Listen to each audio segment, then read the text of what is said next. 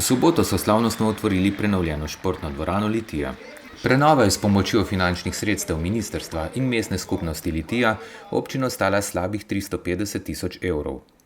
Zagotovo zelo pomembna pridobitev, namreč ta športna dvorana rabi, se pravi tisto redno obnovo zaradi servisiranja športnih dogodkov vsak dan in ponosni smo na to, da za to obnovo lahko sledimo tem ciljem, ki smo si jih zadali. Slavnosten prerez traku pa se je zgodil med polčasom mednarodne rokometne tekme, kjer sta litijski župan in državni sekretar Dejan Židan še uradno predala dvorano vsem športnikom v občini.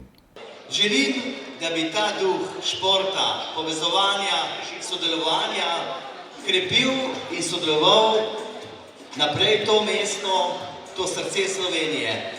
Naj bo športna dvorana središče povezovanja in pa sodelovanja.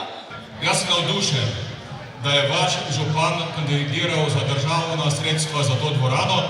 Navdušen sem, ker je kandidiral tudi za državna sredstva, da obnavlja nogomet. In ko smo se pogovarjali, vem, da bo februarja kandidiral še za naprej. Torej, da se bo tudi v občini Litija vlagalo v športno infrastrukturo, saj brez športne infrastrukture klubi ne morejo in ne morete delati. Na novem parketu pa so številni gledalci lahko spremljali mednarodno tekmo ženskih rokometašic, ki so slavile zmago nad gostujočimi Bolgarkami. V ženskem rokometnem društvu Litija smo zelo veseli in ponosni, da lokalna skupnost prepoznava, da taka investicija v objekte je na dolgi rok edina prava usmeritev.